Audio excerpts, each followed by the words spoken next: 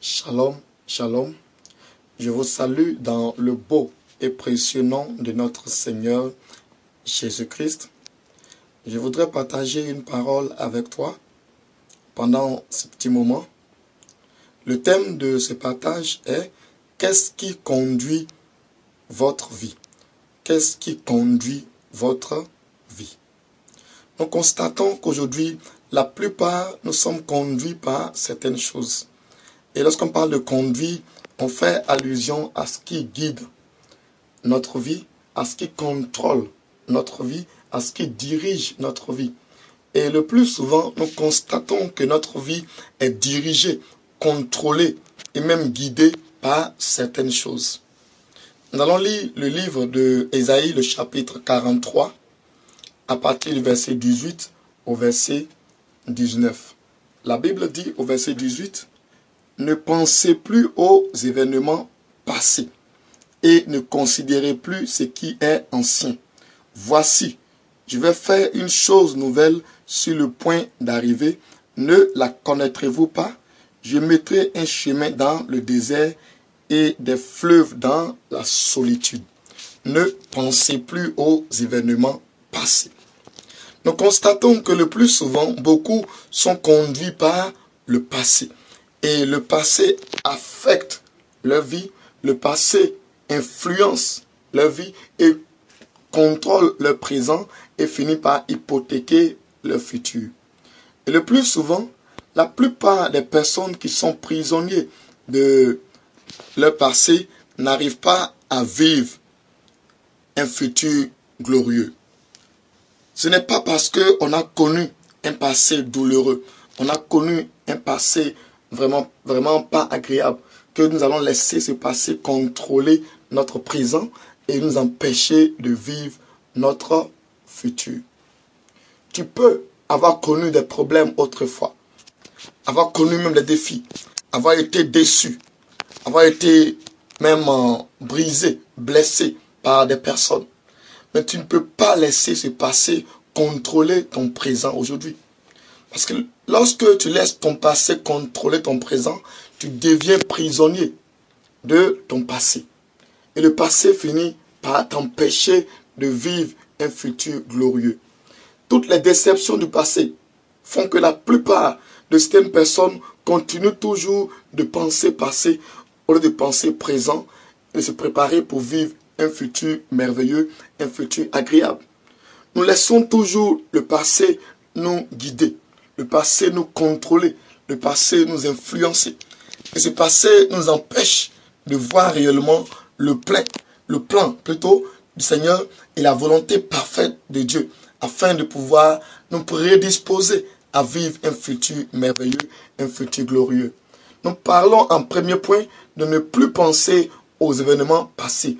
Lorsqu'on parle d'événements passés, on fait allusion aux événements qui sont douloureux, aux événements qui nous ont froissés, qui nous ont fait véritablement du tort, qui ont même influencé notre estime personnelle. Et plusieurs, lorsqu'on pense à un tel passé, nous nous rappelons de toutes les douleurs qu'on a connues, des malheurs qu'on a connus, des problèmes qu'on a vécus. Et ces problèmes surgissent encore aujourd'hui et finissent par nous empêcher de vivre le plan que Dieu a arrêté à notre sujet. Qu'est-ce qui conduit notre vie? Si ta vie est conduite par le passé, est conduite par tout ce qui s'est passé autrefois, tu ne pourras jamais être heureux dans ton présent. Tu ne pourras jamais jouir de ton présent, arriver à profiter de ce que ton présent t'offre. Et toujours, tu vivras rattaché à un passé. Et la plupart de ceux qui vivent toujours attachés au passé sont eux-mêmes dépassés. Et plusieurs, au lieu de vivre la vision que Dieu a pour eux, ils passent leur temps à vivre la révision. Alors que lorsque tu vis la révision, tu révises ton passé, tu révises tout ce que tu as connu autrefois, tu vis la révision, tu vis dans le passé. Et le passé finira par t'amener toi aussi à être dépassé. Alors que le souhait de Dieu, c'est que tu vives un présent merveilleux, tu vives un présent glorieux, tu t'attaches et tu crois en ce qu'il est capable de faire aujourd'hui que de t'attarder sur tout ce qui s'est passé autrefois. Hier est passé, et hier ne reviendra plus. Focalise maintenant ton regard sur aujourd'hui et prépare le futur que tu désires mener. Parce que ce que tu es aujourd'hui est la conséquence de ce que tu as vécu dans le passé, de ce que tu as fait dans le passé. Donc tu ne peux plus en être prisonnier. Tu ne peux plus laisser ton passé contrôler ton présent, contrôler ta vie d'aujourd'hui et t'empêcher de vivre un futur merveilleux. Plusieurs personnes sont conduites aussi par la peur du lendemain. Est-ce que j'y arriverai? Est-ce que je pourrais arriver à bâtir telle chose? Je pourrais arriver à accomplir le but que Dieu m'a destiné?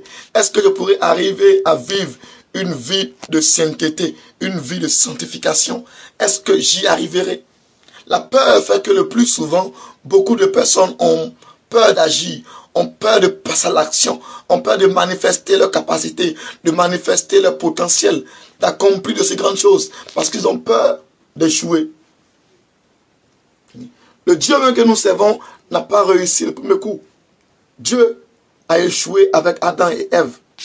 Mais Dieu n'a pas regardé à Adam, regardé à Ève. Mais il a essayé encore une seconde fois. Et il a réussi avec Jésus, qui est le second Adam, qui est arrivé à être le modèle parfait, à être l'homme parfait. Cela est possible pour nous aussi de réussir. C'est possible pour nous aussi d'accomplir de si grandes choses si nous arrivons à vaincre la peur, à surmonter notre peur, à surmonter les défis auxquels nous sommes confrontés. Mais si on veut toujours dans la peur va paralyser notre futur. La peur va paralyser l'impact que Dieu désirait que nous accomplissions, l'impact que Dieu désirait que nous vivons. Et le plus souvent, lorsque tu es conduit par la peur t'amène à te poser 1000 questions. Est-ce que si je fais telle chose, je réussirai? Est-ce que moi, je pourrais aussi arriver à avoir telle chose? Est-ce que je pourrais aussi arriver à construire? Est-ce que je pourrais arriver à me trouver un emploi? Est-ce que je pourrais me marier? Est-ce que fait que le plus souvent, beaucoup de personnes ne passent pas à l'action. Beaucoup de personnes ne posent pas d'action parce qu'ils ont peur d'échouer.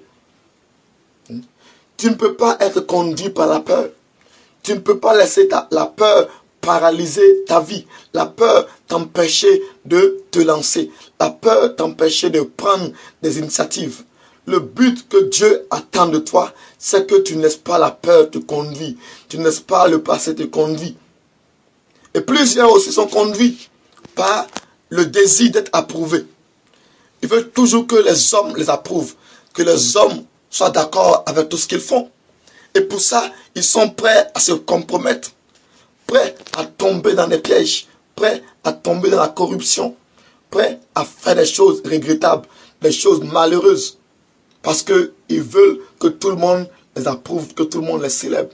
Tu ne peux pas passer ton temps à désirer que tout le monde t'approuve, que tout le monde soit d'accord avec la vision que tu as, que tout le monde soit d'accord avec le but que Dieu désire faire avec toi, avec la volonté que Dieu manifeste avec toi. Tout le monde ne peut pas être d'accord avec toi. Tu ne peux pas vivre ta vie aussi en fonction de ce que les autres pensent, de ce que les autres disent, de ce que les autres attendent de toi. Et le désir d'être approuvé fait que le plus souvent, beaucoup de personnes sortent du plan de Dieu, finissent même par ne pas accomplir de grandes choses, par ne même pas faire des choses extraordinaires parce que l'autre a dit, tu ne peux pas, mon frère, laisse tomber. Tu ne peux pas arriver à vivre une telle vie. Tu ne peux pas arriver à manifester une telle puissance. Tu ne peux pas arriver à manifester une telle autorité. Ça ne te ressemble pas. Comment toi, comme ça, tu peux arriver à être le meilleur de ta génération? Comment toi, tu peux arriver à accomplir une telle chose? Ils te découragent. Et ils finissent par te déstabiliser. Et la plupart de ceux qui vivent par le désir d'être approuvés n'arrivent pas loin. Parce que l'homme va toujours te décourager. Les hommes ne voudront jamais que tu puisses les dépasser, que tu puisses faire de si grandes choses, que tu puisses arriver là où lui n'est pas arrivé. Il fera tout pour te donner une parole du genre, mon frère, ça ne te ressemble pas, mon frère n'est pas orgueilleux. Et tellement que tu veux être humble, tu vas finir par abandonner, finir par lâcher la vision, par délaisser le projet que Jésus avait pour toi. Le second point dont je parlais est plusieurs sont conduits par le matérialisme. Aujourd'hui, nous sommes dans un monde capitaliste qui fait qu'aujourd'hui, tout le monde court après les biens matériels. Et ces biens conduisent la vie de certaines personnes. Parce qu'ils désirent acquérir le capital, ils désirent acquérir la richesse, ils désirent acquérir la gloire. Et pour ça, plusieurs tombent dans des pièges, plusieurs tombent dans des soucis, tombent dans des problèmes qu'ils ne pourront pas régler parce qu'ils ont fait des mauvais choix. On ne peut pas laisser le matérialisme nous conduire. Et ce qui fait qu'aujourd'hui, beaucoup ont raté même leur mariage, ont raté même leur vision, ont raté de si grandes choses parce que tout ce qui les conduisait, c'est comment faire pour avoir l'argent, comment faire pour pouvoir acquérir une si grande richesse. Et tomber dans des plans du diable, aujourd'hui, ils regrettent du genre, si je savais, je n'allais pas faire ça. Si je savais, je n'allais pas vivre une telle vie. Mais c'est trop tard. Tu as laissé le désir du monde te conduire. Tu as laissé le matérialisme te conduire. Tu as laissé l'amour de l'argent contrôler ta vie. Tu as laissé les choses de la chair conduire ta vie. Tu ne peux pas être conduit par ta chair. Tu as besoin de laisser Jésus-Christ conduire ta vie. Tu as besoin de laisser la parole de Dieu te contrôler. La Bible dit, celui qui bâtit sans Jésus bâtit en vain. Il dit, si l'Éternel ne bâtit, celui qui bâtit, bâtit en vain. Si l'Éternel ne garde la ville, celui qui la garde veille en vain.